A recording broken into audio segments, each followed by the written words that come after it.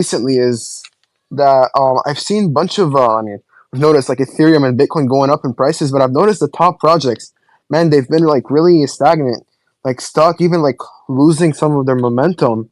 I feel like a bunch of new projects are coming in, like like we can see even the projects showing up, Bonk, what's it called, Omens, and even Stoners and like Pepe, like they're showing up and it feels like we're looking for something refreshing.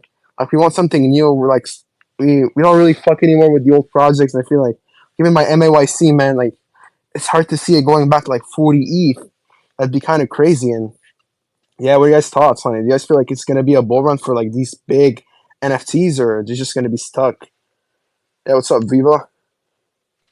What's going on, guys? I hit you up a little earlier. I'm glad you're back to doing spaces. You took a little time to rest up, coming now into all the craziness.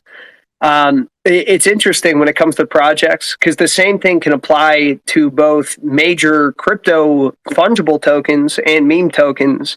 You kind of have this cyclical nature of the space every 4 years where you have, and I'm going to use meme tokens as an example, but the same could apply to NFTs in concept.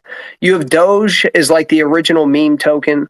And so much money starts to flow in there as people understand, oh, look how far it appreciated. Everyone's posting whatever gains or profits that they've made. And there was a point in 2021 when Elon was going on SNL and he was talking about Doge at like 70 cents. The bigger problem was that she was also coming up and they both had like 20 plus $billion market caps. And the issue of having so much liquidity then spread across two major meme tokens, then you have SafeMoon, then you have Pepe, and then even Bonk, it becomes difficult to justify aiming at a token that might have a $20 billion market cap for people that are coming in looking for what the initial attraction to meme tokens are, which is for liquidity, flipping. And yes, you have the community around it, but underpinning that is the ability to also make additional money. So as the new bull market kicks off in NFTs, it becomes even more difficult because NFTs, you have to find a counterparty to purchase them from you. And with all these newcomers that are looking at even like Mutant Apes or some of the top projects over from, for anyone unfamiliar with me, I spent a lot of time in Cardano. But for some of the top projects, it doesn't really make sense for people to come in and spend a ton of money on something that already has appreciated significantly. A lot of that initial hype is gone. And they're looking at, well, what is the next 100x that I can get in on? What will actually benefit me from a financial standpoint, not just from a clout standpoint? And it's not going to be the older projects. And even with Omen, which I'm on the team for them, we've been at it for 2 years plus prior to this. So this was kind of the consolidation of 2 years of work with our artists and development teams and everything preparing for this next stage. But even then, you have to be able to continue to innovate and pivot and scale and put things into place, or no one is going to be receptive to the conversation of, hey, welcome to the community, right? We talk about onboarding. If it's disadvantageous to the people that we want to onboard because we're trying to offload things that we don't even want onto them so that we can buy whatever the new fresh thing is, it's counterintuitive and it hurts everyone in the space. So trying to press and revamp, innovate, whatever those projects have to do to stay relevant, not just to shill off of legacy.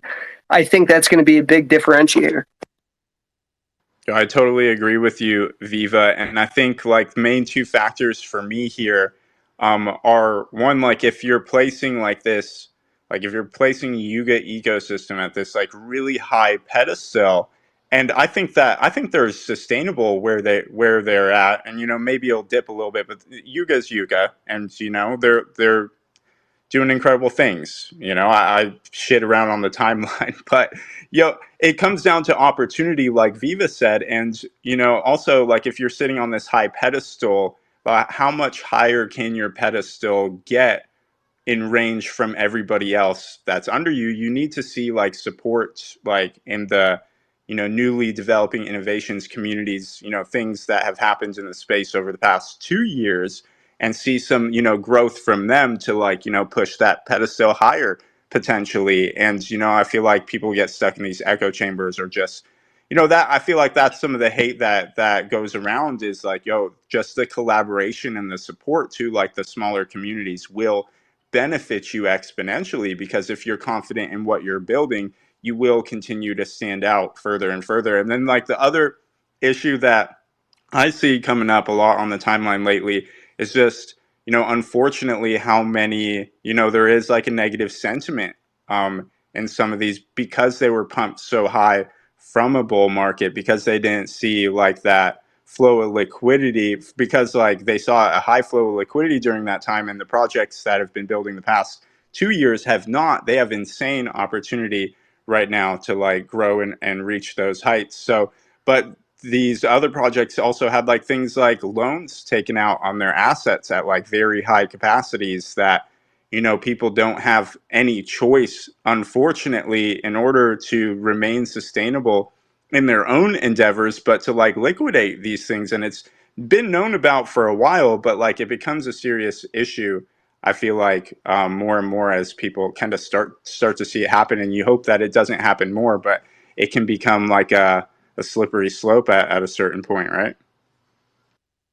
A slippery slope. And it took a major blow earlier in 2023, even in NFTs, where you had the height of NFTs come up, I would say around the first half of 2021. That was when people sold a 70 million, 10,000 day piece.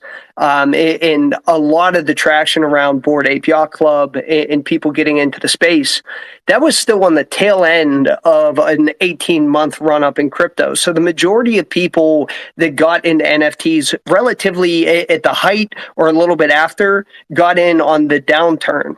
And a lot of individuals were still excited and there was still liquidity within that market. But as it got tighter and tighter and tighter, you could see the stress and the illiquidity kind of mount on people. But when that series of new meme coins emerged, so whether that be, I think, what, Pepe on ETH, there was Bonk on Solana, Cardano has SNEC.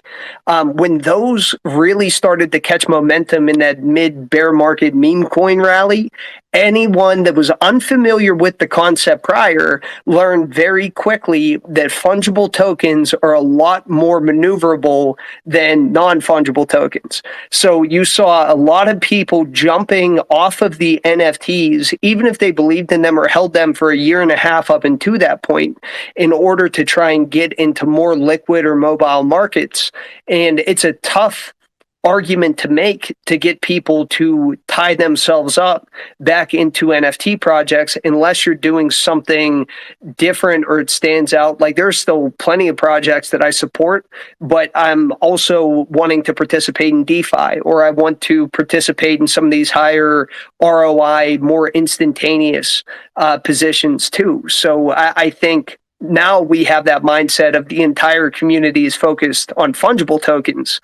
And vice versa. So I think NFTs will come up again. Not that they won't do well over the course of the bull market, but it's at the peak when everyone makes their bull market profits and they've returned to the things that they like to collect or to the teams that they've been supporting, and they want to move some of those profits or some of that money into a different sector of crypto. And I kind of view NFTs and fungible tokens in a way, the same way I would view the stock market and the bond market and traditional finance.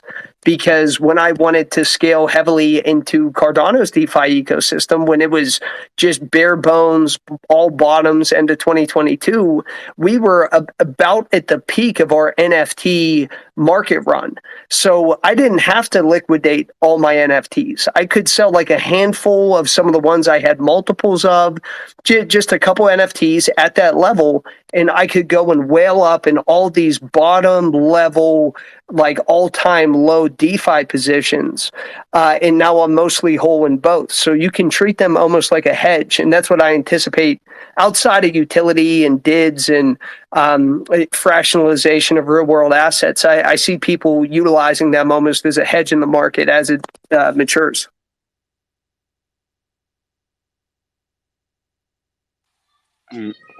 Yeah, bro. You're saying a lot of facts. Like I was listening. We're noticing like a big shift in the industry. I'm really glad we're going away from like just sticking to the same big projects, and we're just like starting to give more liquidity to a smaller project. Something I've realized. I mean, I'm looking at prices. I don't know if you guys were looking at Cool Cats. Like these NFTs were worth like 20 Ethereum, and now their floor is like 0.5 ETH.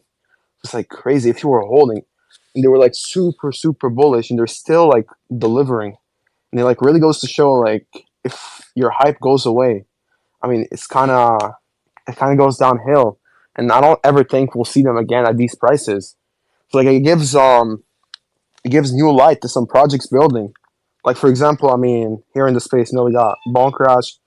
What else we got? We got POIC. I mean, if Bonk has anything to say, if you guys want to introduce yourselves about the project, man, the space is Yeah, yours. yeah, here we go. Yeah. I mean, honestly, we do see a lot of volume flowing to just meme projects. And it's not even just the volume doesn't even stay there. There's just like this huge volume that's kind of just rotates between one meme of the week to the next meme or meme of the day and then the next meme.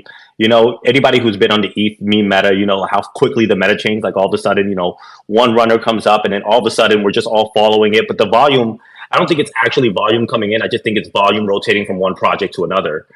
Um, now, my project is I consider a meme utility because we're meme, yeah, because we're following the bonk name. I just kind of like the picture, so I was like, but what we offer is gaming products. So we created a suite of Telegram baiting gaming projects to be played in our Telegram, which has never been done before the way we've done it. Our graphics are great. People love playing the games. We have a zero house edge, so it kind of is a casino token, but it's a zero house edge. We try to do everything very, very fair. But most importantly, what we are doing, the next step of our project is, I don't know if you're familiar with Solana, but Solana is a zero tax chain, right? It's really hard to launch a token with taxes. It is possible. I've heard a few contract guys who said they're working on plans to be able to launch a contract with taxes. But for now, it's a zero tax chain. So what my game and what my token does, it actually generates revenue for us, and we are licensing it out to other partners. So we're already partnership with the Fine token, and we're giving a whole bunch of meme tokens utility. And I think that's what's missing here. Of course, I'm a degen, so I love aping a random meme, but it feels kind of dirty, right? You're like, what is it? You're just betting on a meme to just blow up. I kind of think like that's utility before the meme tokens blew up. I've been here since 2017. I remember the ETH IPO. I remember Bitcoin at $400. I've been in this space for a long time. I've seen multiple bull runs. I was a Luna maxi, and I was a really big Luna. I lost almost 700K in the Luna crash because I believed in the project. I believed in Do Kwon. Um, and just one thing I want to touch up on is like the amount of scammers that are showing up in this space are really like making it hard for newcomers to come in and be able to find good and decent projects or honest devs. Um, Something I really like, I lose sleep over thinking about at night. And not just scammers on the dev sides, like I don't want to call out the callers because there's some really good ones out there. But, the space has become like kind of like really nasty, at least on the memes. I can only speak for the meme side, or at least we're talking micro caps, right? Anything under $1 million market cap. Uh, but yeah, that's all I really have to say for now. But like I said, just glad to be on. Hell yeah, hell yeah. Glad to see you, man. Like, so many founders, man, come in my DMs. They're like, hey, man, get me some promos. Hey, give me a shout out. And when it comes down to like, yo, I want to see you in the space, like, I want to hear your voice. I want to make sure you're a real human. Yeah. So people, they'll ghost. Like, it really goes to show, like, Oh what kind yeah. of thing you're building. I'm a docs dev, so I think honestly, like one of the reasons my community stands so strongly behind me, and I don't know why other people don't do this. We've been transparent from the start.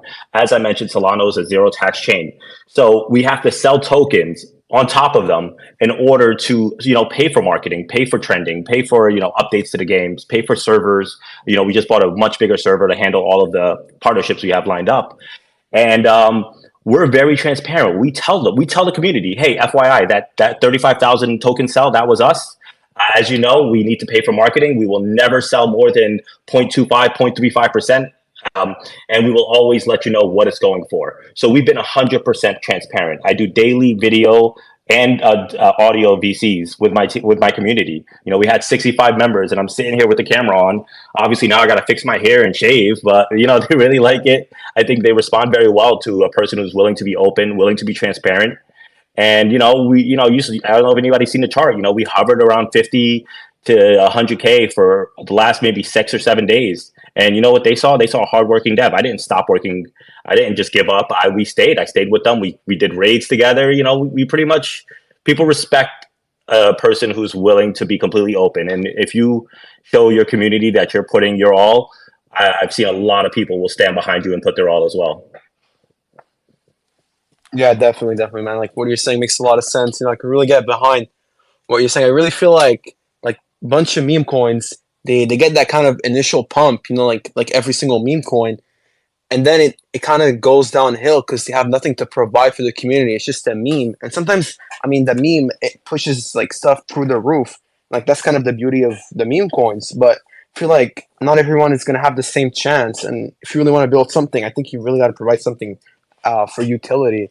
I mean, we've seen like Pepe, we've seen like Whiff, we've seen a bunch of projects they go up, but they can't really sustain these crazy market caps because they don't really have anything to provide. It's just like a bunch of manipulation for early holders. I don't know what Yeah, goes on. yeah. Yeah. And eventually those will rotate to the next meme that's hot for the week.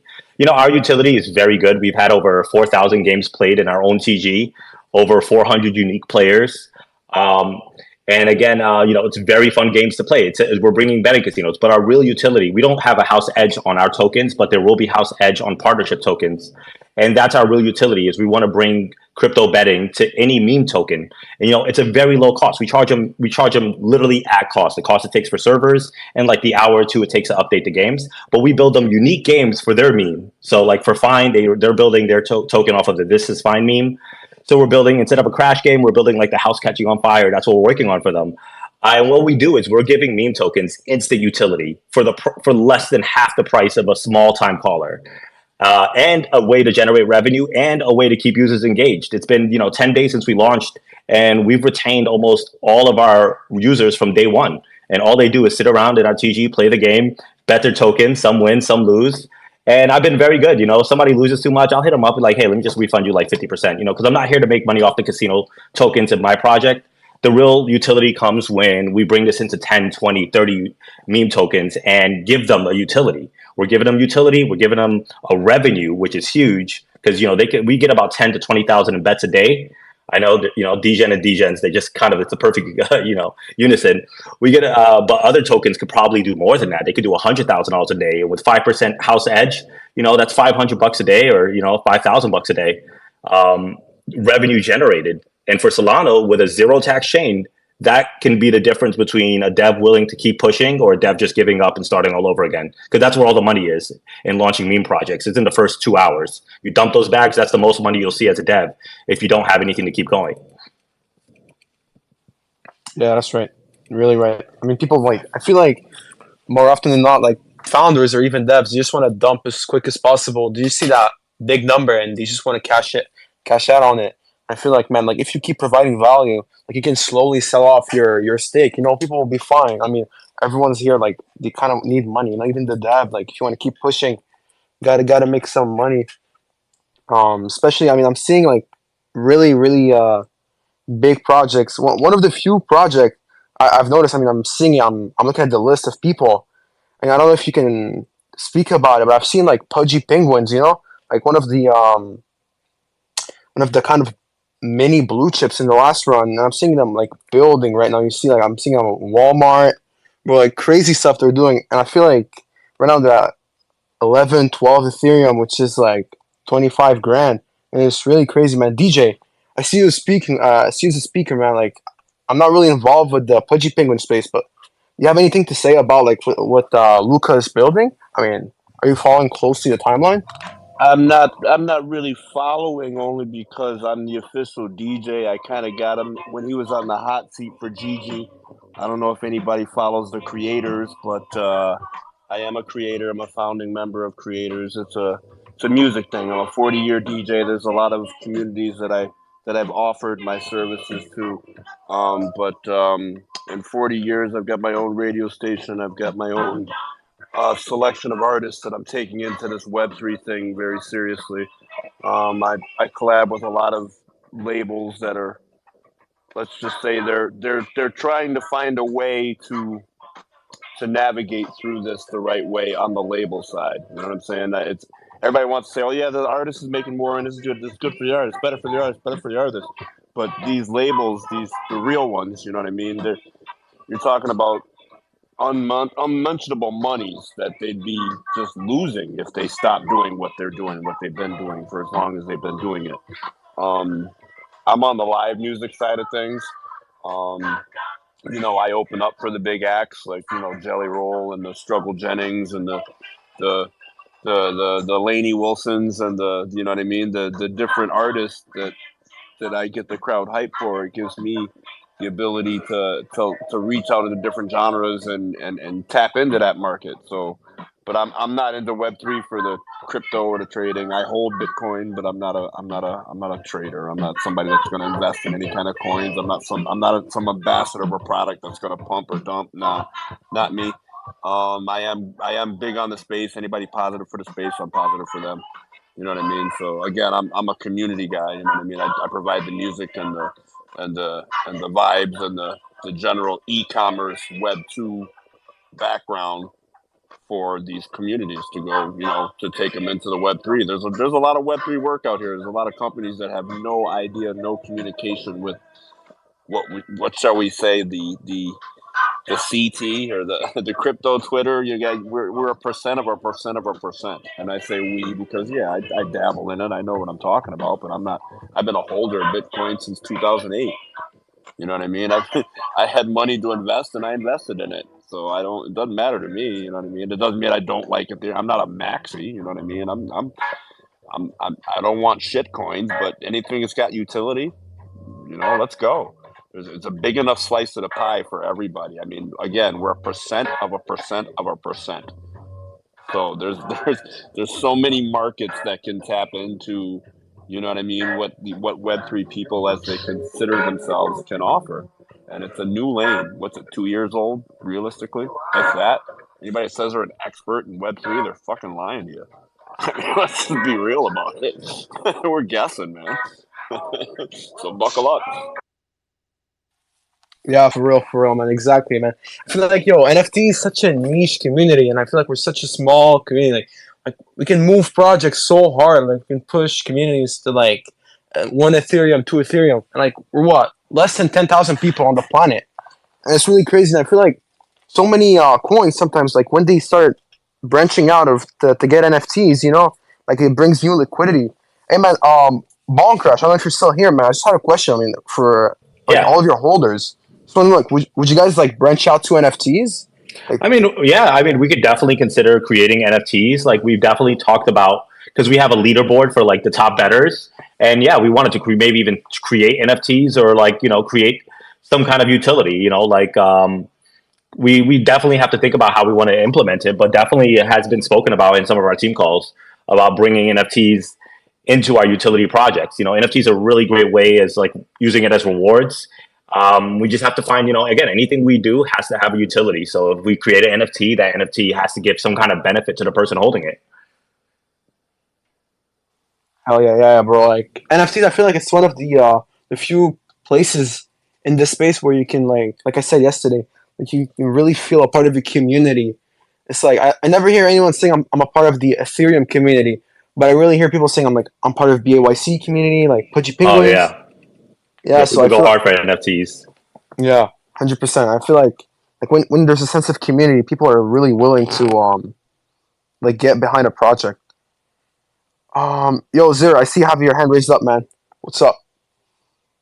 Yeah, bro, and I wanted to talk about that, about like the meme coins and stuff, because it's super interesting on my side. And you can obviously do, everybody do your own research and stuff. On my side, on Cardano, uh, we have a popular meme token. It's actually in the top 10 meme tokens, across all blockchains. It's called SNEC. What's super interesting about it is that there is an entire community around it. They make memes, all the like the snack memes and stuff like that, and they are really really strong. And it actually came from a person. His name is Goofy or Golfy Crisp, which is the founder, and he's taken it beyond now just a meme token. I mean, it is a meme token, but now he's created a Web2 revenue generator from it, apart from the whole meme token. He actually came out with snack energy and things like that. And I know that he's working on a whole bunch of other things. He's listed on a whole bunch of decentralized exchanges and centralized exchanges.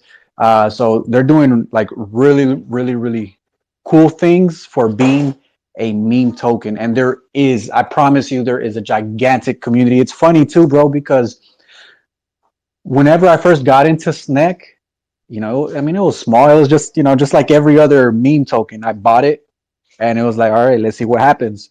And it ran up so high, like it's crazy how strong that community is. And a lot of the YouTubers that I used to watch on microcap coins and stuff like that, they even talk about Sneck now. And that's one meme token that I'm a huge fan of on my side on Cardano. And there's another meme token. So unfortunately, the founder, he's out for something, and I really wanted him to join the space maybe another time. So it's called it's called Ron Coin, and it's a meme token on Cardano as well. And he recently posted an announcement, and I can pin it at the top. So Ron has been in the space for a very, very long time. I mean, I think he's very credible. I know he's a CEO at a company, and I mean, he's just been in the space for a very, very long time. Huge whale.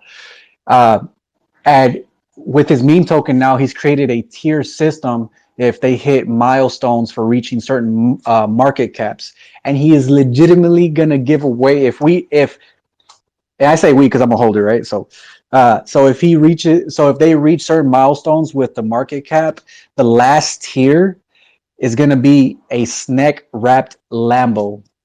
I'm not even lying to you when I say that. I know it sounds crazy, right? And all in the I'm fucking sorry, did you space. say a snick rat Lambo? Is that what you Yes, said? a snack wrapped Lambo. I'm not even playing to, Yeah, I might pump that just to see it. You know what I'm saying? Like for real. Yeah. bro, bro. I'm not even playing. And I'm so excited for it because it's like, bro, because look, so the first tier uh is like a minivan. It's like a I think it's like a snack wrapped minivan. And if it goes beyond that tier, then it becomes some other wrapped vehicle or something like that. And I'll pin it at the top, but it's crazy. And it's just trippy. And I feel like that token, especially on my side, is like very underexposed, but I think people really haven't found out or caught it, on their radar. Even the Snack Coin page commented, they did a little meme thing with the snack saying, "Did someone say snack wrapped Lambo?" Because I know for sure the last year is the snack wrapped Lambo, and then it's the wrapped minivan. Both things will be there, and it says something like, "If you don't want the vehicle, then you can get the equivalent of what the value is of that vehicle in ADA." Not financial advice. It's just a funny meme coin, and I think it's pretty crazy I had because Snack up in the Gemscope spaces one time and got to hear from, I think, their team and community, and it was actually like super dope, dude. They have like a energy drink coming out right here in the near future or something like that actually looks really cool, and they're like branding Snack literally like fucking everywhere. It's done more, I don't know, like the volume comparison that Snack has done on the Cardano blockchain, it's like versus Cardano blockchain itself is actually like fucking crazy.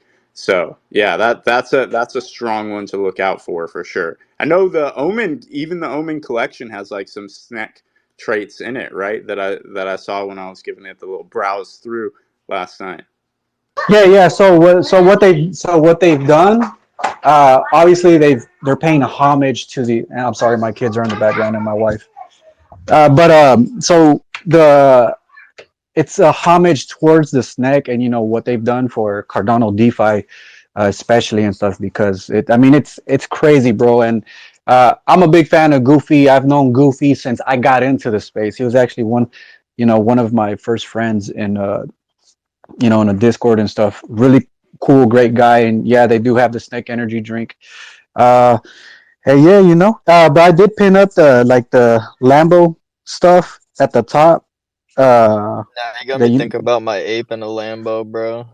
Because I had got a whole bunch of ape rides, King Pepe's hip. And yeah, I got the pink Lambo, so we got the stoner and that bitch. You already know.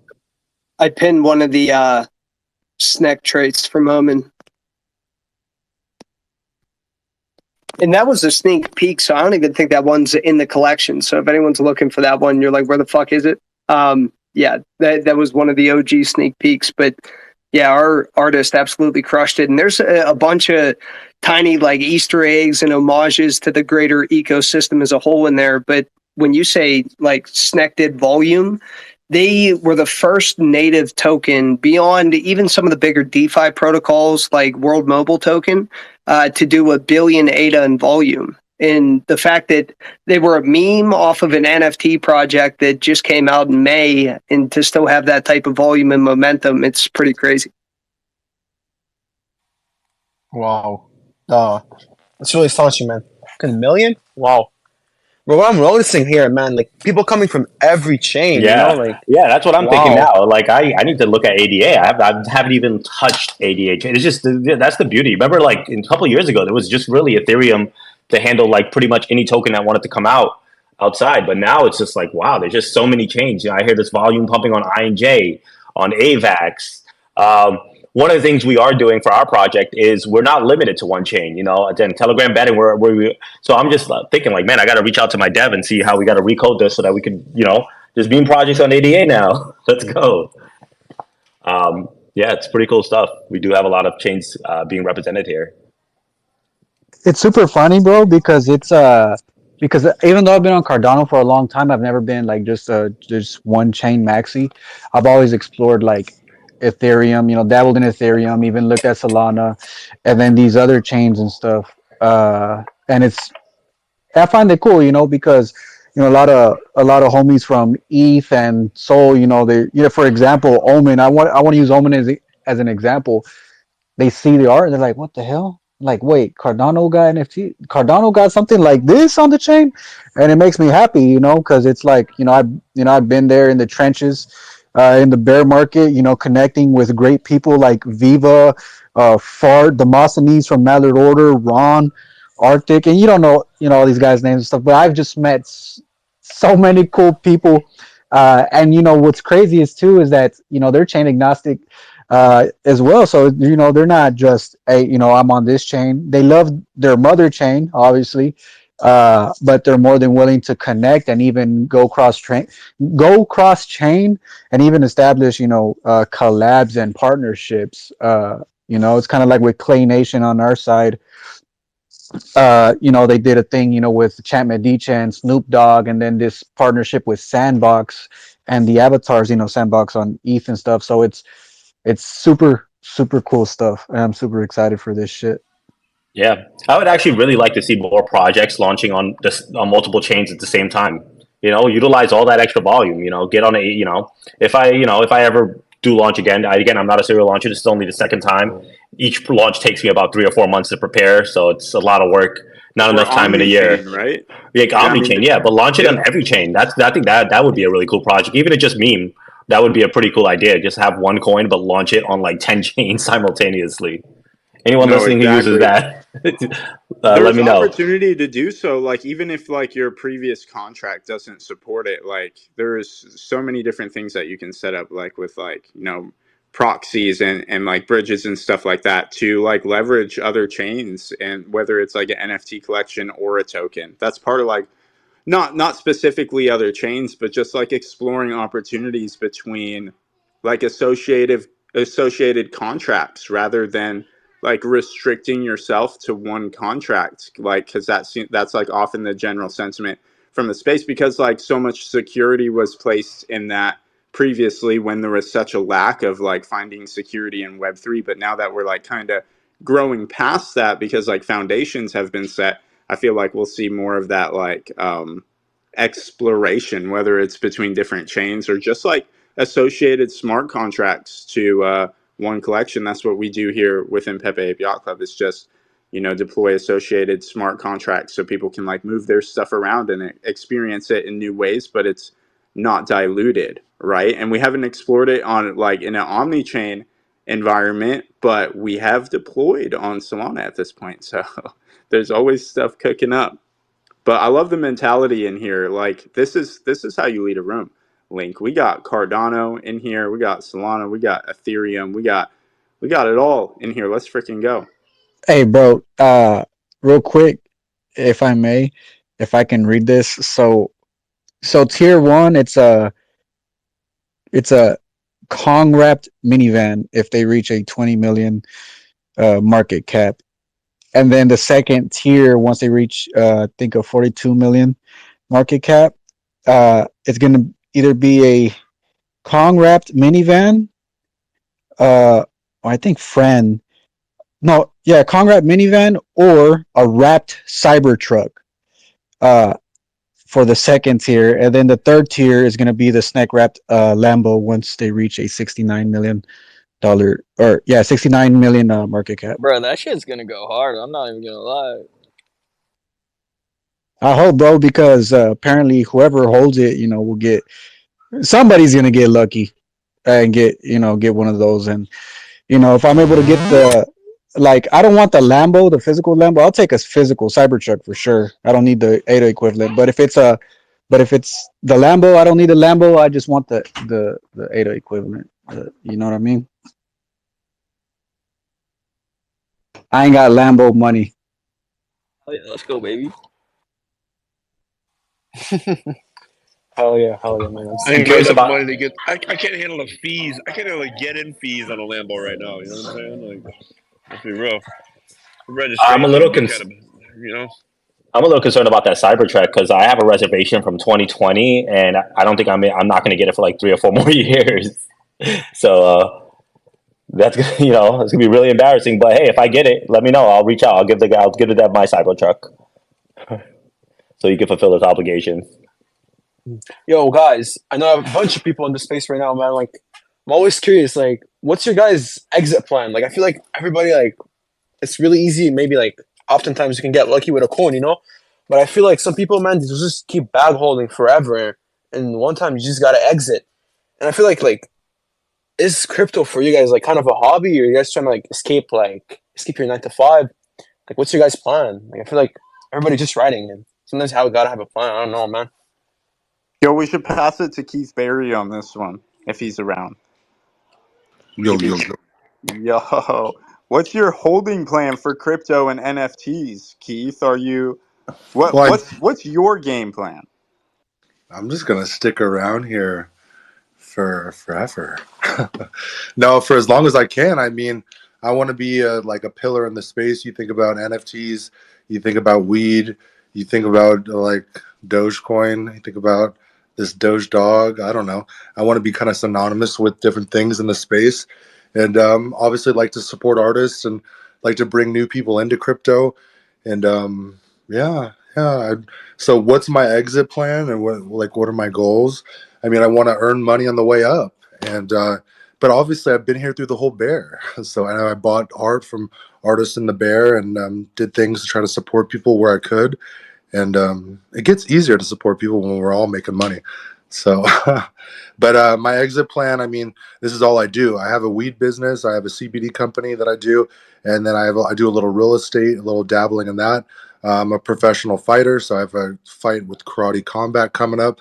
So I'm definitely like a little entrepreneur. I have a couple things I'm doing, but yeah, crypto is just fun to have your ear to the ground and get in some crypto, get in some coins that do a little 10 times, do a little 20 times, make a little money. But yeah, I used to just kind of throw everything at the wall and see what stuck. Now I'm a little more, a lot more careful. So, but yeah, things have been going well. I've been investing into some good coins, Aura, Sheesh, and I've been doing well. So yeah. Yeah, Yo, I can't speak. Oh, go ahead, King. no, I was just gonna say that yeah, I don't see you doing like a whole lot of degenning, right, Keith, or like getting into like some straight up like fresh meme Yeah. coins and stuff like that. So your mindset is probably like more long term, as it should be. If you're involved in the right projects, you can have a long term mindset, and I feel like the exit plan there is never like truly an exit plan, because like a lot of people want to be around that community for forever, throughout their entire experience in Web3. But maybe it's like slightly like leveraging out a little bit as the ecosystem grows and it allows it, and you have like the ability to take profits, then you take a little profits. But that's like part of letting people in the process. And yeah, I feel like that creates like the best case scenario for everybody involved, because you should be able to like find opportunity, find return on investment within these communities without having to like completely leverage out, right? I think obviously different communities too, that they're not even really communities. You just kind of go into a coin. You're like, your buddy's like, oh, it's gonna 10 times. Throw $100 into it. Like I'll randomly do that from people. Like actually, like there's a couple coin guys that I know that if they're really bugging me about something, I'll throw something in just for fun though. It's like gambling, right? But like with longer term projects and people that are building things, I just kind of accumulate. Like, I don't know why I was so bullish on Litecoin, but I was for a while. I still am. I accumulated a lot of that. Not as much Solana as I wanted to, but a little Solana. And I think it's a good accumulation time. But with certain coins, you got to be in and out. It's like a fucking hot potato. I mean, if you hold on to it longer than 2 days, it's just like it's done. But other coins, the longer you hold on, the more they go up. It's just like a slow up, up, up, up, up, like sheesh.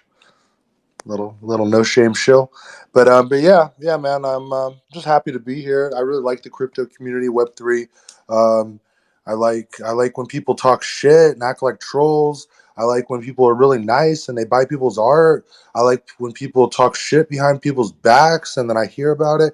I just like it all, man. It's like a big fucking ecosystem with a bunch of drama mixed in with a bunch of money, with a bunch of fucking anon pictures that are PFPs. So, and then people are like, oh, fuck you, my PFP is better. No, mine's better. I've really seen the ecosystem come through a lot. I've seen a lot of ups and downs, and I'm just gonna keep through it. I love it all. I think it's all a lot of fun. It's like my I would say it's my hobby, but I do this shit more than like anything. The only thing I do more than this is like I just train a lot, and like I'm involved in that. But yeah, man, happy to be here. I want to say, coming from someone who had 7 figures and literally lost it all back down to 4 figures. Yeah, I do think about exit plans a lot. Uh, you know, but I don't think I'm ever leaving the space. I wouldn't say, it's because I'm just passionate about it. It's something so new, and I think it's still very early. You walk up in the street, you go to New York City right now and ask 10 people if they know about crypto, maybe, know a little bit about crypto. Don't, like, maybe 3 or 4 are going to say yes. You ask any of them, have they ever bought it? You lucky if you get one, right? And that's giving with right now with this easy access. You can go on Robinhood and buy crypto. You can go on all these different places. So I think it's still very early, and I just kind of think I like seeing the space evolve the way it is. Sometimes for good and sometimes for bad. But I'm very passionate about it, and I think I want to just keep building. This is the first project I built, but I want to just keep building. More crazy and innovative projects. Keep pushing the envelope, and it's really fun. And I think, like, for NFT artists, you guys create art, but for gaming artists, people, we create games, and we come up with really cool games. Like, we're doing a PvP. I don't know if a lot of people are familiar with Bullet Token that launched 6 months ago or 8 months ago or something. It's dead now, but they had a betting Russian roulette game. So one of our latest games is going to be called Bonk Bullet, which is going to be a PvP betting game where users have to pick up the gun, pull the trigger, pass it, or pull the trigger twice to get better bets, rewards on their bets.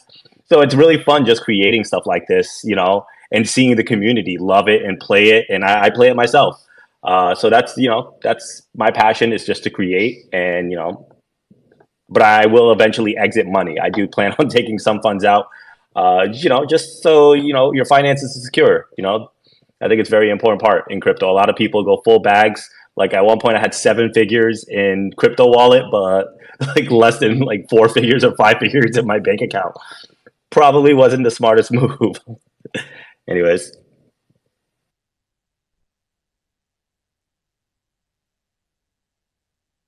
Did you have all that money in Bonk?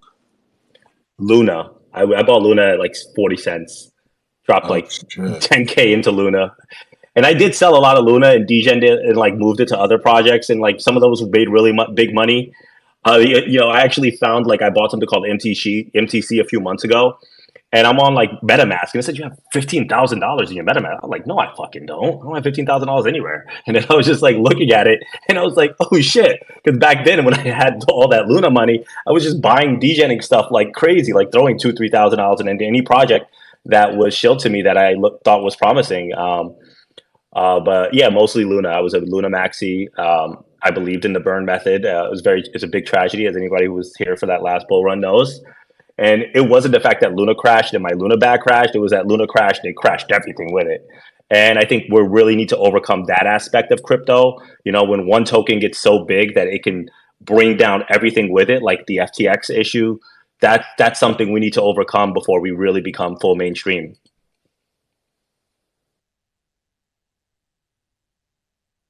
That is facts. There's things that obviously there should always, well, not financial advice, right? But I feel like for me there should always be an exit strategy, but at the same time too, because I'm an artist myself, and I like to collect things. I've bought certain pieces of art at auctions, at little NFT auctions and stuff like that, and I'll buy it just because I want it, IP, whatever, right?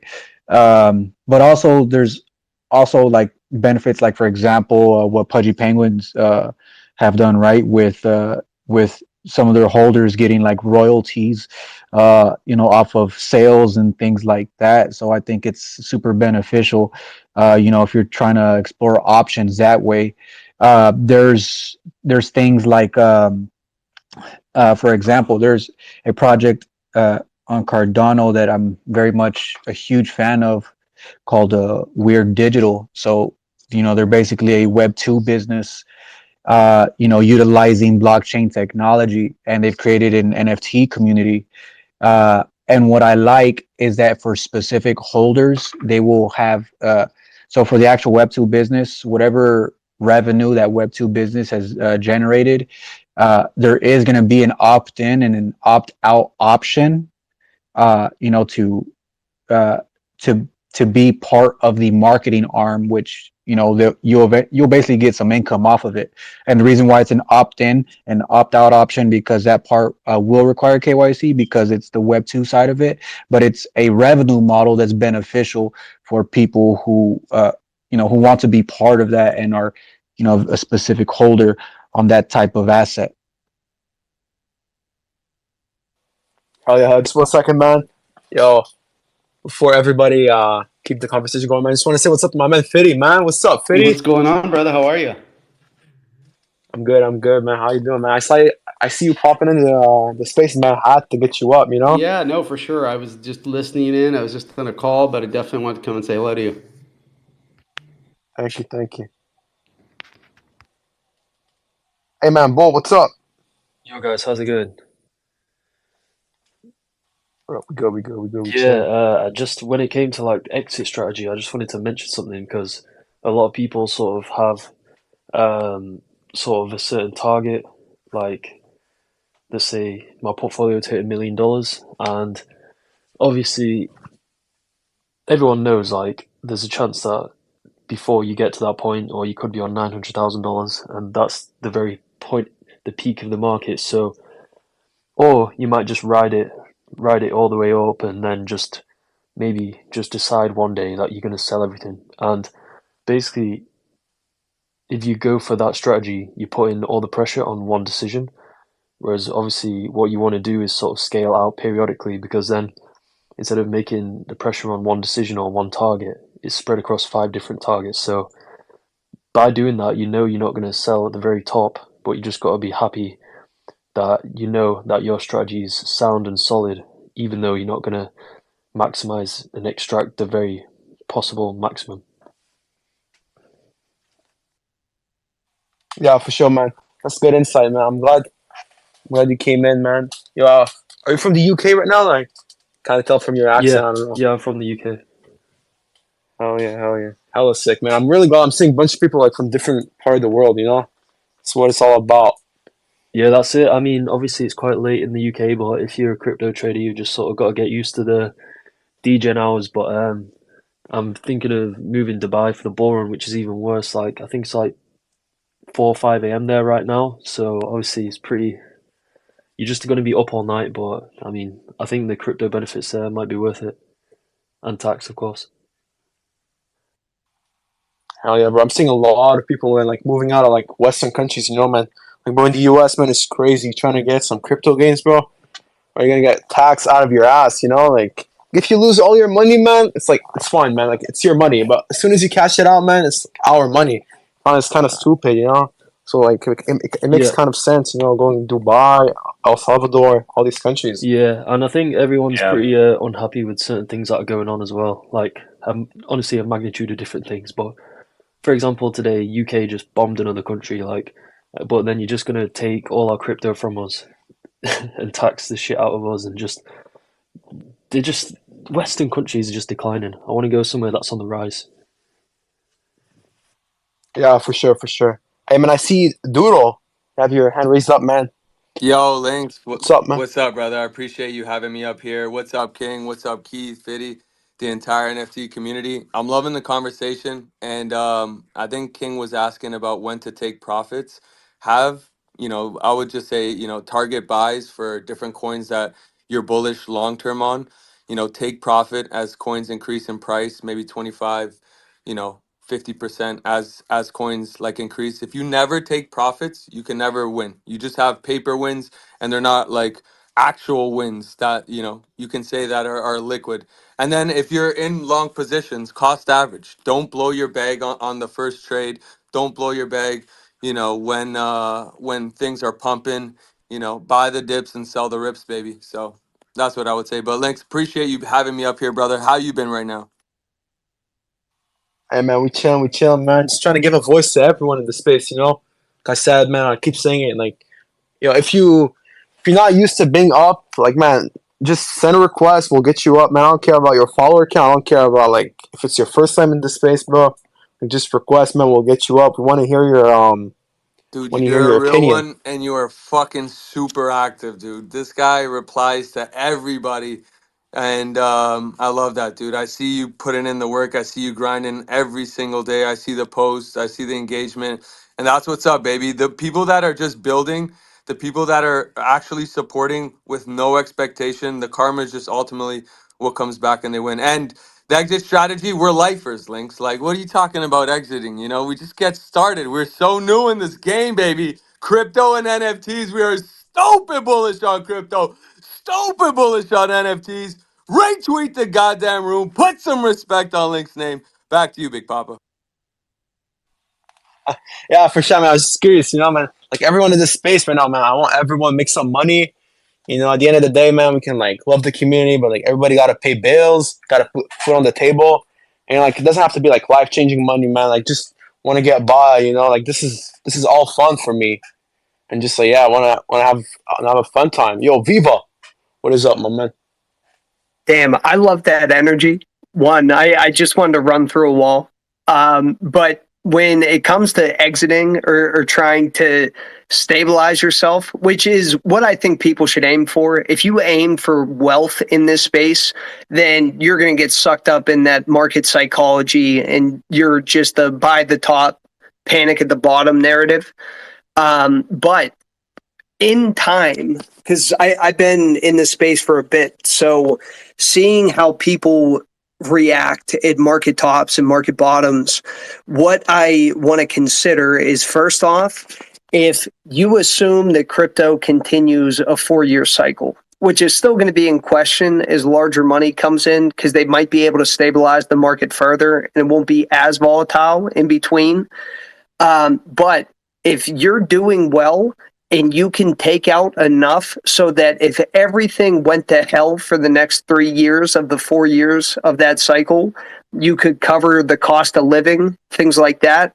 That is like bare minimum, like safety net stuff that might not be as fun as a Lambo, but a lot of the people that didn't take anything to support themselves, I guarantee you they wish they would have.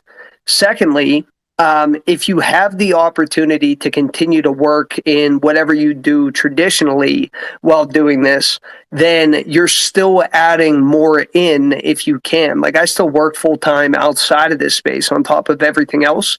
So it affords you a little bit more breathing room or leniency to not be as, okay, I'm selling everything, I'm pulling it all out. In my philosophy, or the whole reason I'm in this market, is I view this as a digital and financial revolution. That was why it was incepted. That was why I named my page Viva La Coin, even being around education.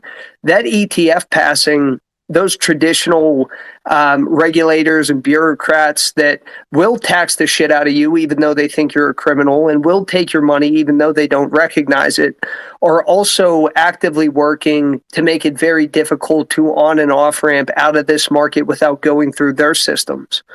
And I believe from a retail perspective, around the whole narrative they're going to continue to build off of around FTX and the retail participants all being drug traffickers or being used for all these random degenerate Ponzi schemes. I'm concerned that when you take those profits and put it into what I believe is a much riskier failing fiat system, that your ability to get back into this in any viable way, still going through the same banks that didn't want you in it in the first place, and now are trying to control it via the ETFs and the on and off ramps. Like, just be cautious about that as well. You don't want to like finger trap yourself and wind up 100% like, hey, I made $1 million. I'm going to go put it in my bank. Well, I use Silicon Valley, and then the whole fucking bank explodes. Like that, they're not going to protect people on that front either. And they've done bail-ins before, and they've seized assets before. So I try and stay. And this isn't advice either. This is just from being in the market for a while. Like, I have Bitcoin, I don't touch it, just gathers dust in cold wallets. And then from the economic side and whatever L1 you choose, be active and try and learn and accumulate and build and earn actively throughout the entirety of the cycle. And then you're not necessarily trying to time the top, but you start to treat it more like an economy.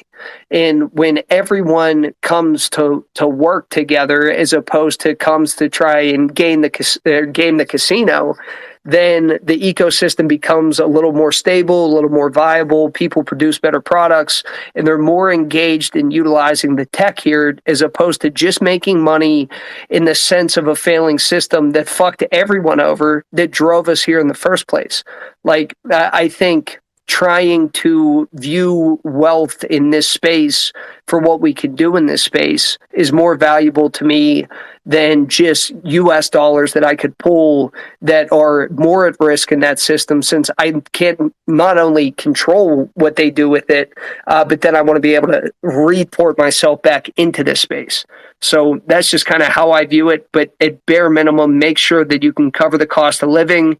If economic stuff gets worse, if you lose your job, or if you have any type of debt, then that mounts really quick. And people wind up taking everything that they just fought for 2 years worth of bear market for and needing to pull it to pay bills or liquidate their positions right before the halving, which is like the worst possible scenario to do that. And I think the same thing goes for a lot of teams that just recently ran out of funding or couldn't find anything else that they could press forward without either momentum or liquidity. So it impacts businesses the same.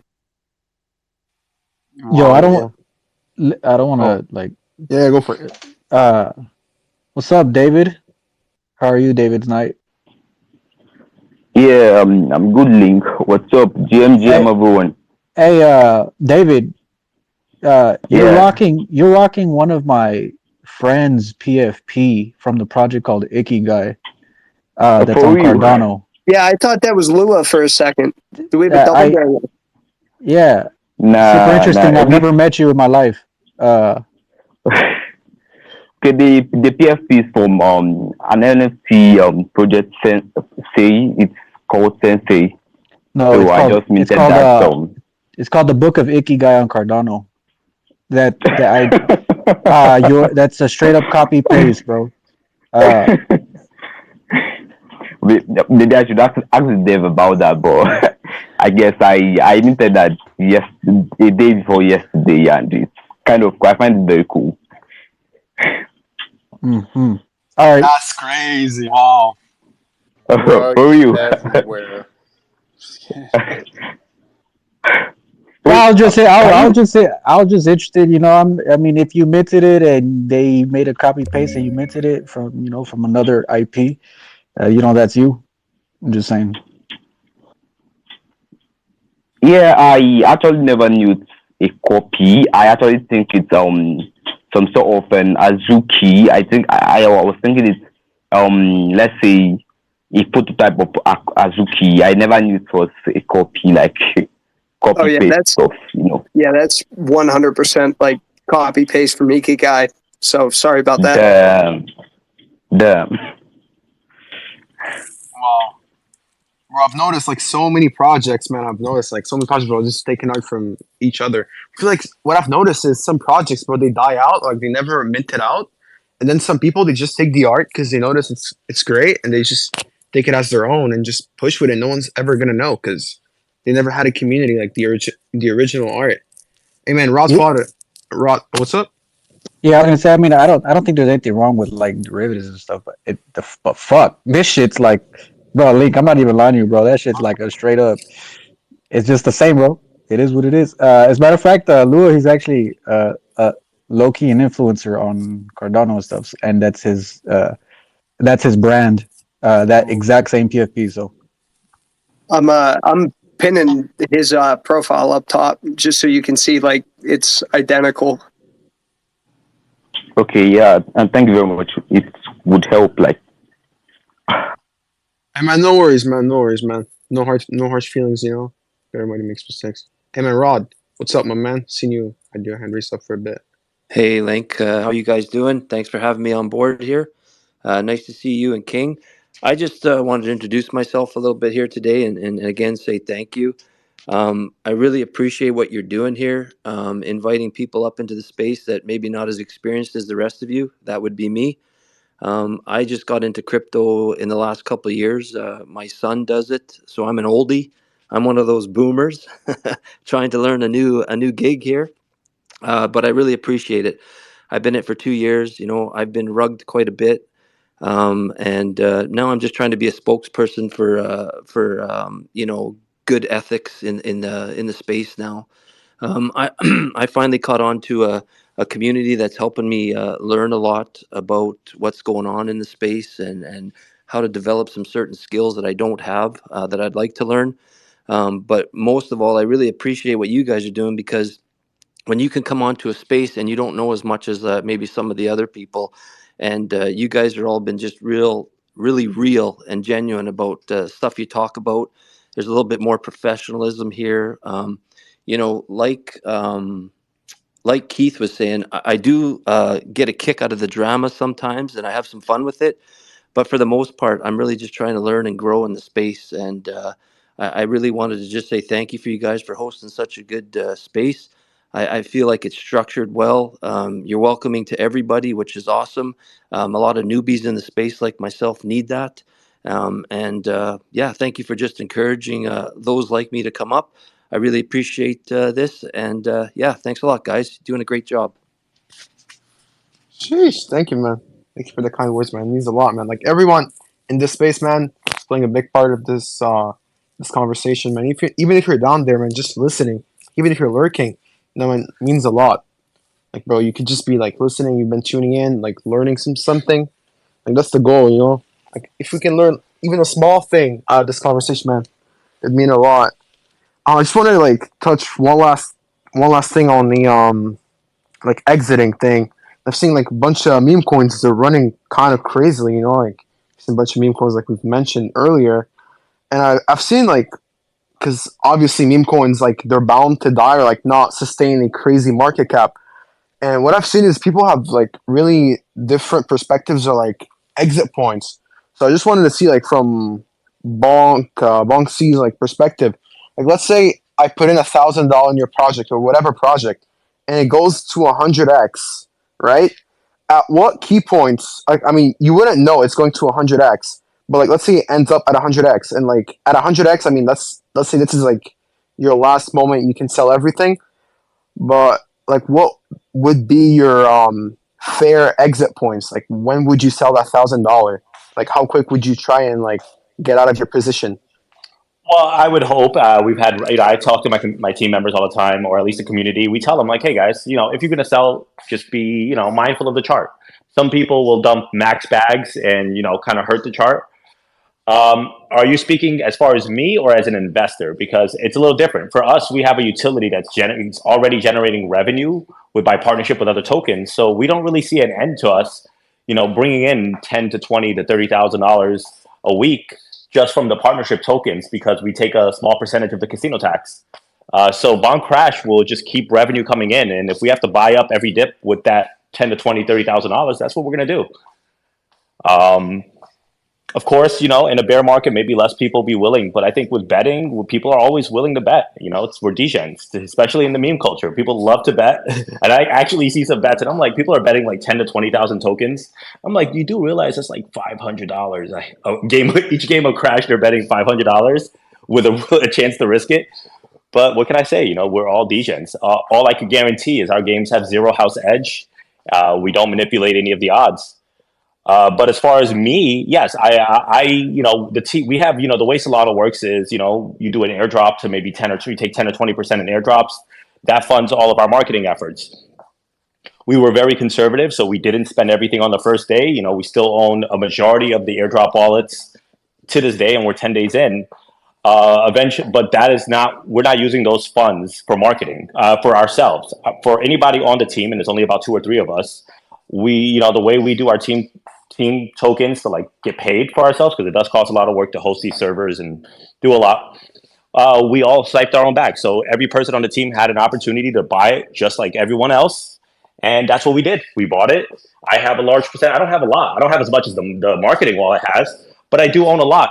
And of course, yeah, there's revenue coming in. So if I have to pay myself to, keep working on the project, I've literally been spending, I want to say 18 hours a day on this for the last 8 days. Some days I don't sleep for more than 3 or 4 hours, and I'm right back here. And I think that's, the community will vouch for me. I'm literally on the TG 24/7, and when I'm not there, I'm just working with our backend developers coding next games. Oh yeah, wow, that's legit. Yeah, because what I feel like is sometimes, man, like founders, they kind of get complacent. Like they hit that first run and like, man, we made it. And then you just like start lacking behind, and man, it really sucks because for some project, man, for some people, man, they're investing heavily and like just trying to see this community, man, pop. And I mean, personally, I mean, when I was trading, that's what I felt like. Like I've been thinking kind of a pause right now, just trying to like chill. Like made some money, like now we just chilling. But I feel like back then, like it goes so quickly in a couple of minutes. I mean, couple minutes, couple hours, a project could go from 100 to zero, and really, really sucks. So I see Matthew. Oh, do you have something to add, Bonk? Oh yeah, I just want to say, like, yeah, speaking of exit strategy, right? There's always like you got to look at where the project is valued versus where it's at. Some of these projects are overvalued because just the hype gets too crazy. And yeah, so if you saw my project at $1 billion with our current utility, I'll be like, yeah, I'm sorry, that's a little overvalued. Probably good to exit. But I think as long as we're creating value, we have a utility that's being used. When we're up to 10, 20, 30,000 players a day, then that's a utility. And then we'll have to look at the numbers of revenue being generated, and that will determine our value. So really, I think when I look at any project, I look at what they're offering, what kind of value they're creating, and at what their market cap is. If there's a huge imbalance, then that's something like FDV, like fully diluted value. When you see like how much volume is being used on a chain, that kind of tells me, or a project that tells me what kind of value it actually is serving. But a lot of these things are coming up with like zero value, and they're pumping to $100 million, and I would say that's a little scary to invest in. Yeah, definitely, bro. I got to see you passionate about the project, man. Like so little founders, man, just they keep saying like, I mean, building in the dark. I mean, no offense to it, but I mean, like sometimes just man giving a couple updates to your holders means a lot, and it goes a long way. Like here in this space, man, it's all about narratives. Like some projects, man, they have no revenue, no nothing, but people just assuming eventually something is gonna break out, and that's what keeps people holding. That's what I've really noticed in this space. Hey man, Matthew, man, you had your hand raised up for a bit. What is up? Oh, what's up, Link? How you doing, homie? I'm good, man. How are you? I'm grateful, bro. I liked your question, and I wanted to pitch in my 2 cents. And I was thinking, if a project 100x's, say it 100x's, and like you've got $500,000, I mean, the smart thing to do would be take some risk off the table, just straight up like 10%, 20%. Especially if you believe in the project, right? It really comes down to the founder and the project and execution. So you probably don't want to just cash out all that liquidity because you'll hurt the project. And right, that's kind of how investors do it. I hear what you're saying too, because we have dealt with this problem in the space of wanting to trust and trusting blindly and doing that from a good place as degens. And I'm sure everyone here has rug stories, right? And I think that's something that I'm passionate about trying to set an example for. And kind of what I'm working on is having proof and just putting that out there, right? And just being consistent with it, because that's how you earn people's trust, you know? And being able to deliver. Like, I remember when I knew when they were working back on Solana in the day, and I made a pretty good bag on that in 2019 cycle. And I've lived off that for a while, but I really believed in what they were building. But after that, I started putting money in DeFi, and I got fucking wrecked and so much stuff. And just, even like the Ben ETH craze, right? I think we're all looking for leadership in this space. And so we need to, be more accountable about pointing out things, and hopefully find leaders who will set an example where we can look to those projects and go, yeah, you should be doing it like this, or I'm really just not interested in working with your project. And I say that because I've been an angel investor. I've also built companies. I exited a company with the team. We sold for like 800 million, and like, that's cool. I didn't make anything on it. I got screwed actually by the founders, which sucked. But having helped fund my friend's company in India and built that up from day one, it's like, you really, if you're doing angel investing, which this kind of is, you got to have that perspective. So we got to get better, I think. And I think about this too from all the folks out there who have amazing audiences and put out great content, trying to platform good people, right? Because y'all have like so much power with your reach and audiences. It's just like, how do we do that? I don't really know the answer, but that's just something that I'm passionate about trying to solve.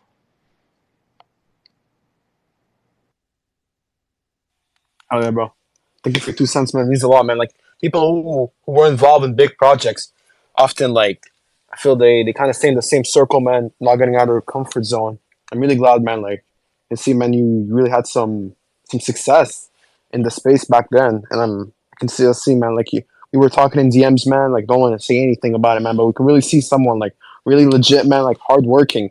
And if you ever send me a DM, man, even for all these people in spaces, man, like bro, Twitter is chaotic. Like when you have a like bunch of followers, man, everything's lagging, nothing makes sense, bro. Like it's so stupid.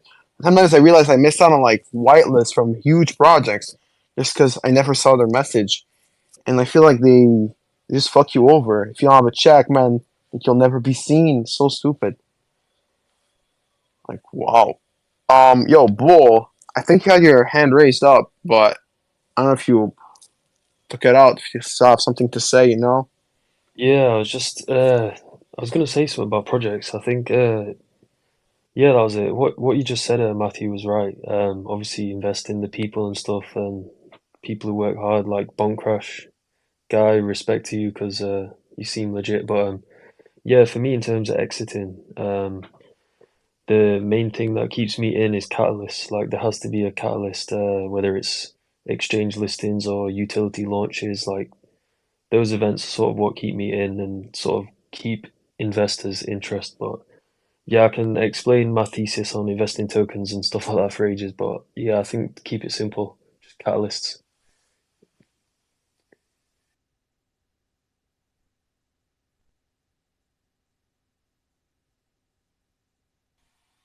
Wait, can you guys hear me? Man, my Twitter keeps struggling. Holy Yeah, we shit. got you. All right. I think I was about to tweet, man, like, because I see a bunch of people, man. I know like, everybody wants to say something. Maybe you guys have something going on in your space, man. I just want to hear everybody's opinion. So I was about to post, like, what's your guys' exit strategy? And I was getting it, everything's too laggy. I mean, I seen two requests. If someone has something to say. Here, I'll talk a little bit. Link Yeah, on just our side of the ecosystem, and kind of like I love the conversation here today because it's a lot of values that we portray with what we do here. And for anybody that doesn't know, we deployed an NFT collection about a year and a half ago. It has like over 1,100 ETH traded volume. We deployed Sheesh on Ethereum as like a utility token for this NFT Fi ecosystem that we're building, but it's also like a broader ecosystem token. So there's tons of utilities with it as far as like metaverse applications. There's a game deployed on Steam, Unreal Engine 5 that's supported by Sheesh. There's staking mechanisms coming out within like a week here for the DeFi side of the space. There's engage to earn models incorporated. There's Ethereum NFT trading incorporated through marketplaces for the token. So a lot of activity over there. And then we also just deployed Sheesh on Solana to kind of empower the meme side of the ecosystem and be able to like really have some fun with high rate of transactions and what we're building over there and keep it cost effective for people. But for us, it's, you know, we've created an ecosystem where we're able to find our liquidity in a different way than most people are able to because we have so many different kind of avenues of the ecosystem that we provide support to. That and the same at the same time, we want to provide conviction to anybody that uses the token as like a broader ecosystem token to know that like our team and not talking down to anybody, just like showcasing our own ecosystem here. Our team does not hold any of these tokens back whatsoever. So like as looking for an exit strategy myself for like us, it's kind of the opposite. It's what can we deploy to acquire more of these tokens so that we can continue to issue rewards to our community because we want to create like a fair investing opportunity for everybody involved. And if we're like holding back tokens or you know like selling to fund certain things ourselves, then I feel like it reduces the conviction in our intentions for the token in the space to be, you know, well accepted and exposed throughout Web3 and other people to utilize it. So we reward very heavily through like these different staking aspects, engage to earn aspects that are open to anybody and stuff like that.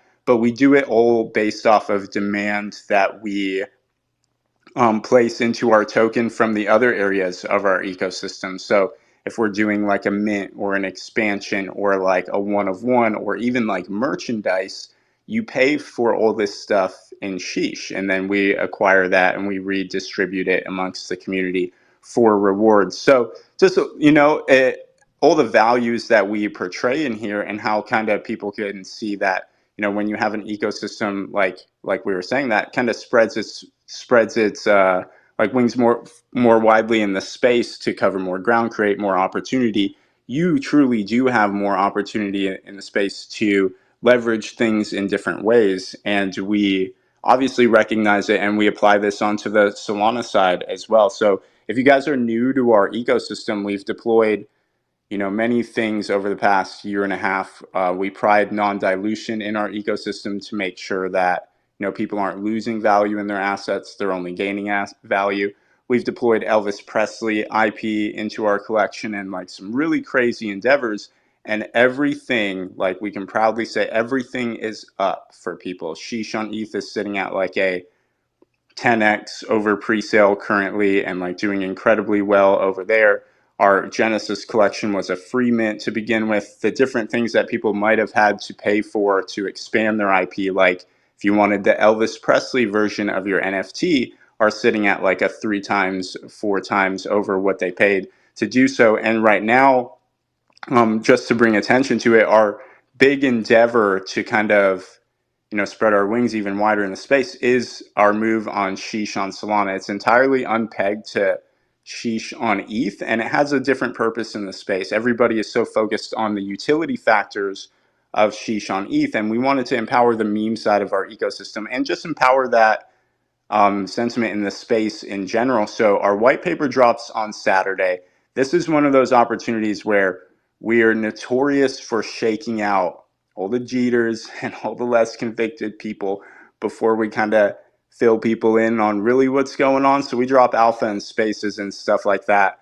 But and everything that you see, like even the Sheesh on ETH chart, we will send that shit to zero if it means making sure we have the right people around us when we want to build. And we've spent months in the past doing this to make sure we have the right people around and people that actually want to grow with the ecosystem. And so on Solana, we kind of fast tracked this. We hold things back a little bit more. We let people shake out a little bit and all this stuff. But now we're at this really strong point where in 2 days, day after tomorrow, we get to share our white paper with everyone. And Solana is really fun for us because there's not a lot of utility history on Solana. There's not a lot of really crazy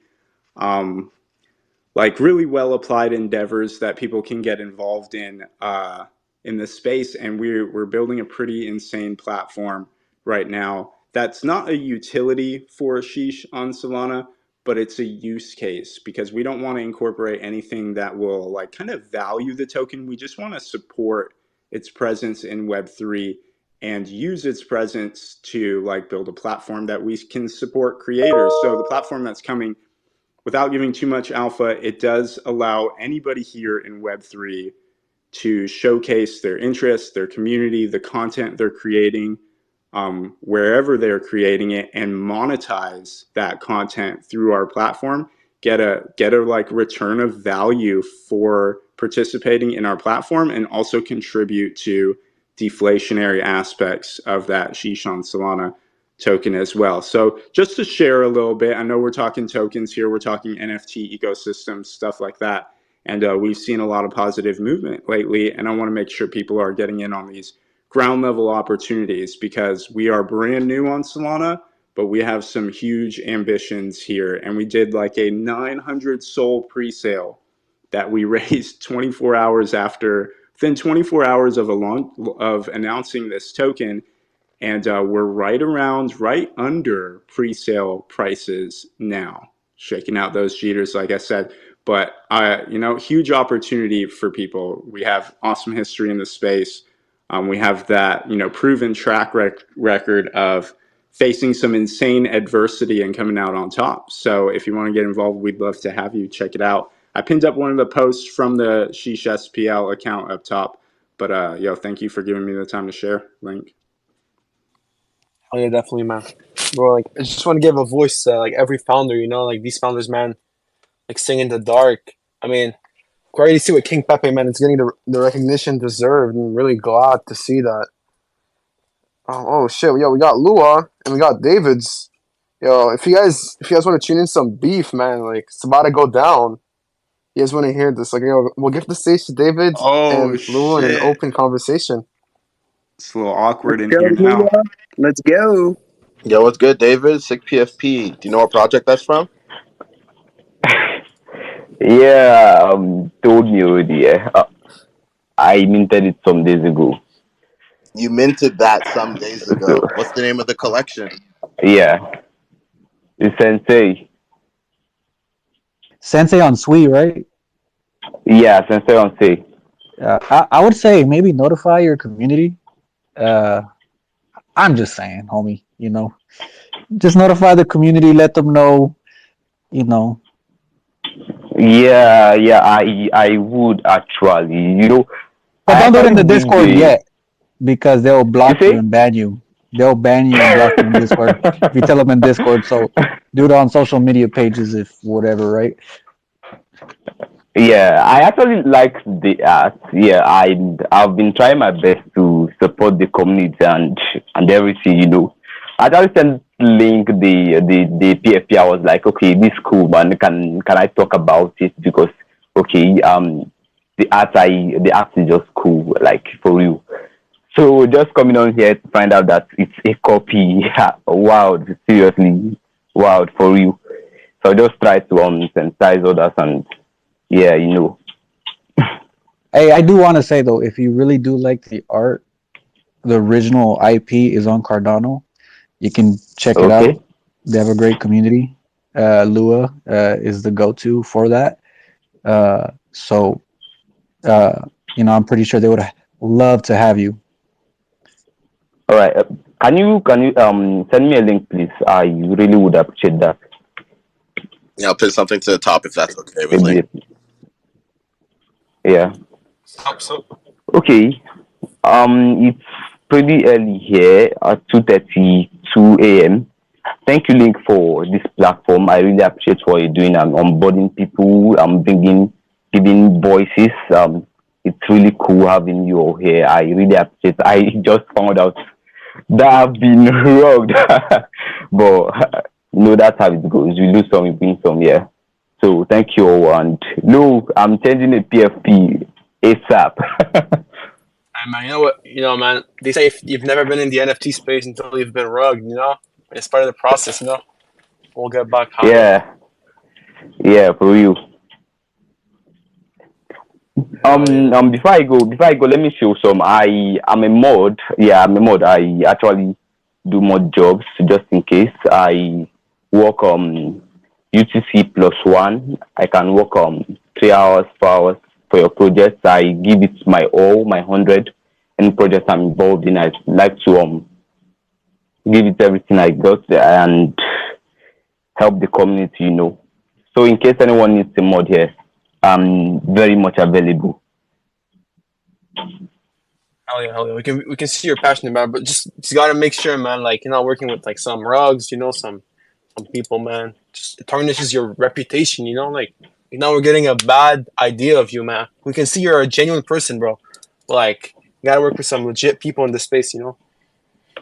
Yeah, for you. For you, I will actually work on that. Like, try to do my background checks and all. Like, I actually do my checks. Yeah, but you never can tell. You're not 100% all.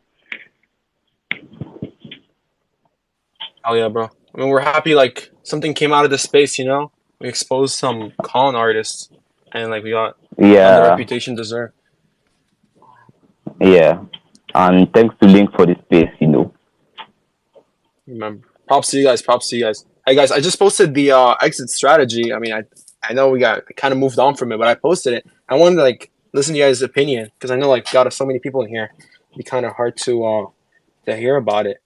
Hey man, just like touching base one last time. Um, I've been actually trying to add a bunch of projects. Like I've had actually like Pepe's for a while now. I've been adding a bunch of projects. Like I've had some omens. I've been looking into meme coins more. What else have I got? I got Saints of LA. Like I know their founder, man. Like came through, man. Sent me one of their NFTs, man. Like was just like because I host these what's it called? These arena games where it's like I send 4 projects in the arena, and like last time we had a really close fight. It was like 2,000 votes with the Plague on Ethereum and Omens on Cardano, where it was like they were battling out. Like no bad blood, no nothing, man. Just trying to get communities together. And what we really noticed is like during the heaps of the fight, we've noticed that communities were coming through. I seen a bunch of people from the Plague, man, getting their first Cardano NFTs, and I feel like we just want to get a quick pump, like 100x one day. But I feel like if we're getting a steady flow of holders, I feel like for the long term it'd be much better. And yeah, so I've been holding a bunch of projects now. I was actually gonna be posting soon.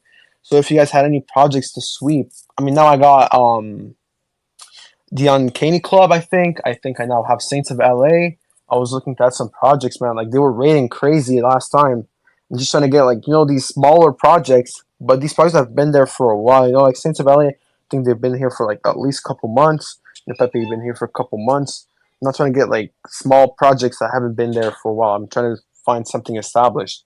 And Yo, I think I Doodlegenics is a great one. Once he migrates his contract, I believe you can hop in over there, no problem. And then another awesome one, Eternals from Rome J. I'm sure you've seen him around. If you don't have some of those, you gotta grab an OmniGuard or an Eternal. Link. Fun Apes is killer. Ape Reunion.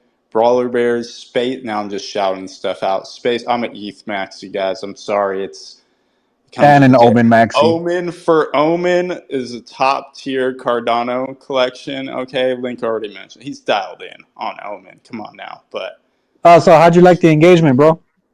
yo, Omen community goes hard. I've been seeing you guys on the timeline though, so and like pulling up to posts, so I knew you guys would pull up.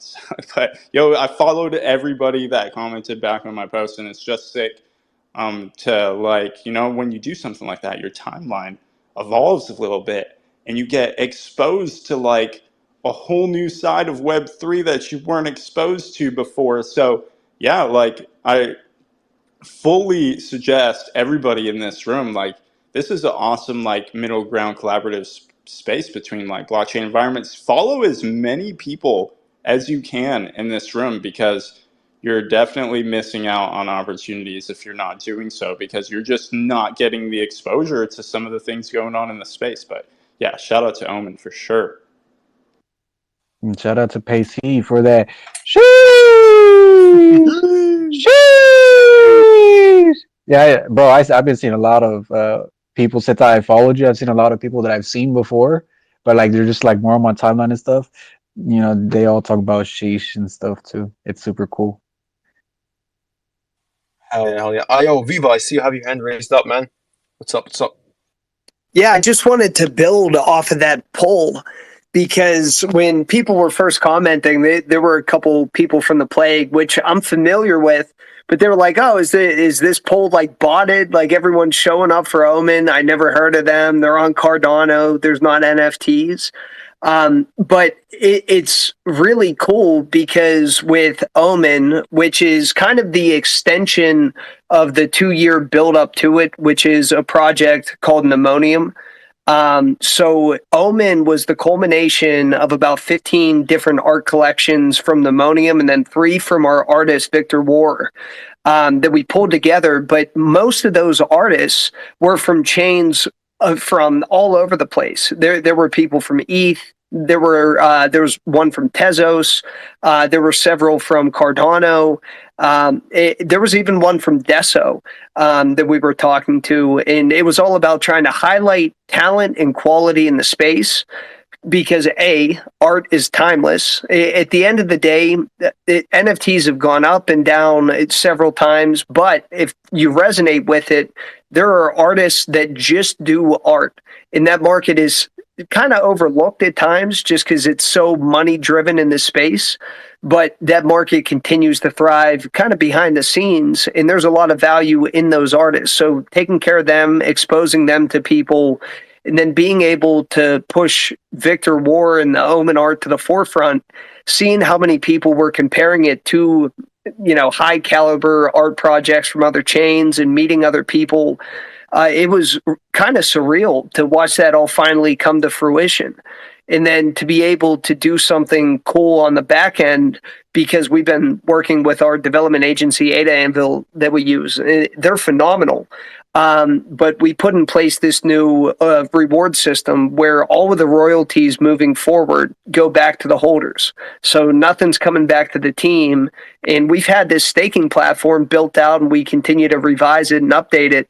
But we've had 18 months to perfect that. And we had 2 years worth of community to really get to know and become friends with each other beyond just hopping into a project or hopping into a token drop and jumping to the next thing. So to be able to expand that and grow that community and see a lot of people that I've known for 3 years on this account, and they're in their own, project or in their own corner of the space, all come together under that umbrella that we built. It was really awesome. And then kind of for the future too, I can't give away too much. I know a lot of the Omen people are waiting for me to tell them what's next. But the other part was, how can we take this new business structure, community structure of NFT and apply it in a functional way that we can all participate more seamlessly. So there was a series that a YouTuber that covered Cardano did about 2 years ago, just called the DAO Offs. But it was like all the early iterations or idea fundamentals around decentralized autonomous organizations and how do you structure them and make functional decisions in an intuitive way and get it to work.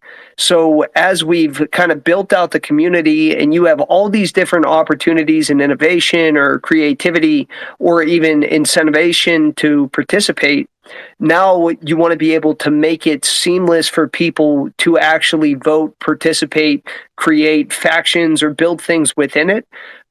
So that's kind of our next goal, but it takes a long time to get those pillars in place and to really cement like solid communities and then to have it be received so well by everyone else. This is what I imagine cross-chain would be. Because when early on you start championing cross-chain, especially in 2021, it was almost frowned upon. And I love Cardano. That's where I spend a lot of my time. But we also have a very, tumultuous past of fighting with everyone and kind of being the black sheep at times, or, people are defensive or we're very tech oriented. But I've seen those walls kind of break down, especially over the course of the last year. And I do believe that NFTs, in a way, are chain agnostic. So even though we can all have our respective blockchains that we use, NFTs often transcend that in a way, in the representation of what you want to share or how you want to portray yourself is more of an individual or community thing as opposed to a blockchain thing. So it's just been a wild ride, and I appreciate the kind words or anyone that the art resonates with them. And for anyone that wants to come over and check out Omen, or even Lua's up here from Ikigai, you want to talk about a strong community, another phenomenal community, great artists, awesome team. But for anyone that wants to check out Cardano or you're not familiar, there's a ton of helpful people that will definitely show you the ropes, give you the basics, some basic tools or directions ahead.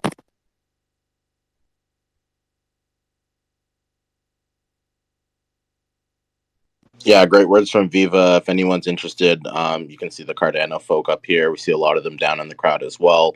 There are a lot of different art projects and utility-based projects in the ecosystem as well. A lot of DEX tools and bots and stuff that you can utilize to help navigate the ecosystem fairly easily.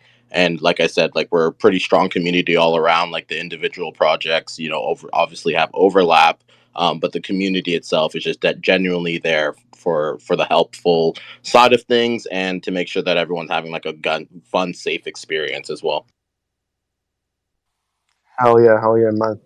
Man, just want to give some shout outs, man, before we wrap things up, Like, want to shout out, man, Pepe coming in hot, Yo, Bonksy, man, like, you guys all came in hot, man. Like, one of the few communities, man, showed up, stayed the whole space, Man, goes to show. Thank you. Also got Omens, you got the little fight, the bit of drama, man, but like everything came to a good end.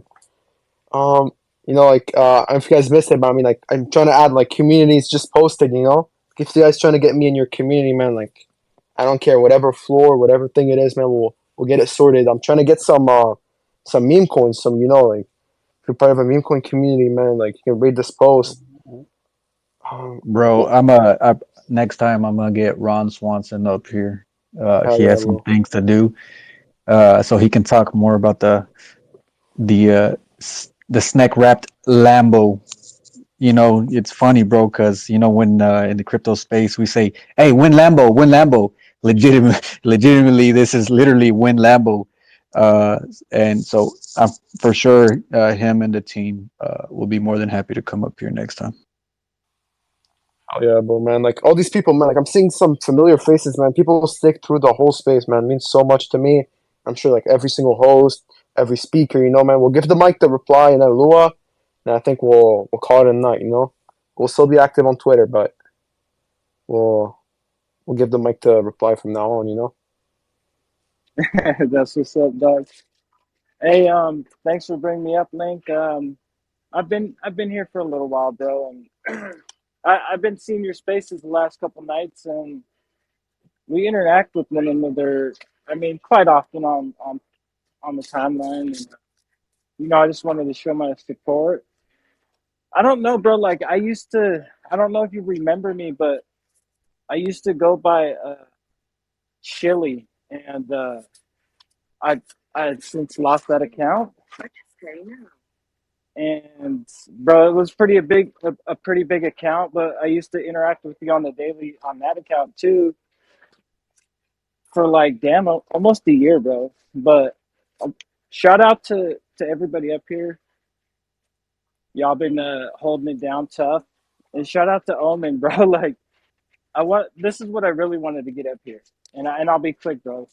But I was in a select the item to purchase. Sorry, I'm at the checkout, but I was in a chat for a Dojino project, and somebody in that chat had an Omen on. I didn't know what the hell it was, but I clicked on his profile, and this was like a week, maybe probably like right after they minted, and bro, I searched it out. It was on Cardano. I never messed around on Cardano, but I got on there. And bro, I fell in love with it. I just started sniping them, bro. They're probably like 100 and I want to say 50 ADA at the time. Bro, I just went, I kind of went ham because I fell in love with it, bro. I didn't even care what chain it was. I didn't know anything about the project. I didn't know anybody in the project. I just went there and started buying. I didn't care, bro. I didn't even do my research. But come to find out, bro, there's so many people in this community. And then a couple days after I got it, I find out you're in the community link. I found out all my homies are in there. Fiddy's in there. I mean, bro, like the whole squad's in there. But yeah, bro, thanks for pulling me up, homie.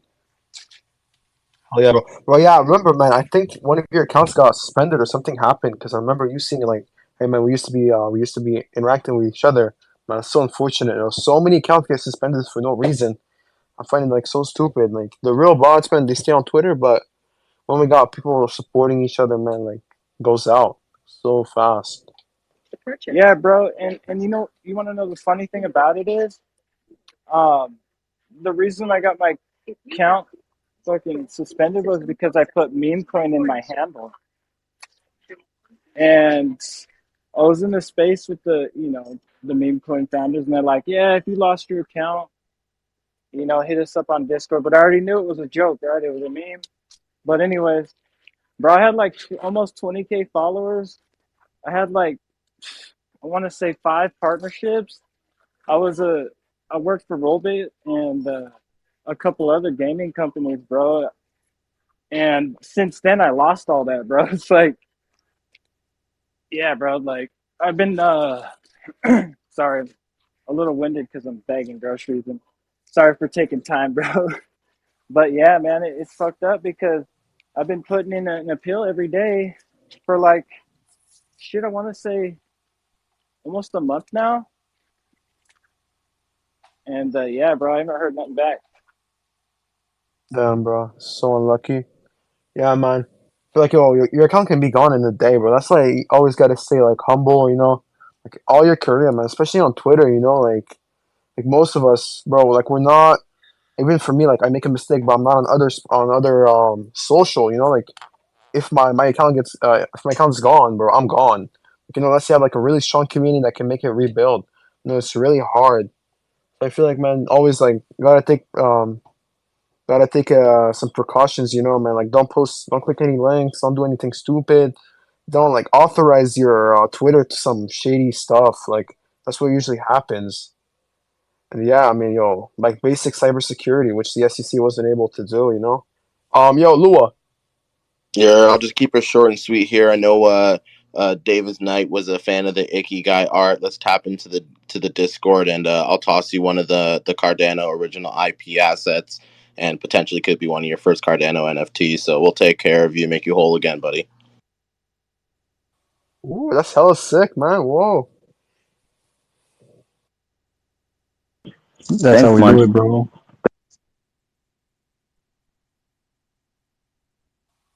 Yeah, man. Like Bro, I'm really glad, man. Like everything comes to a good end, you know.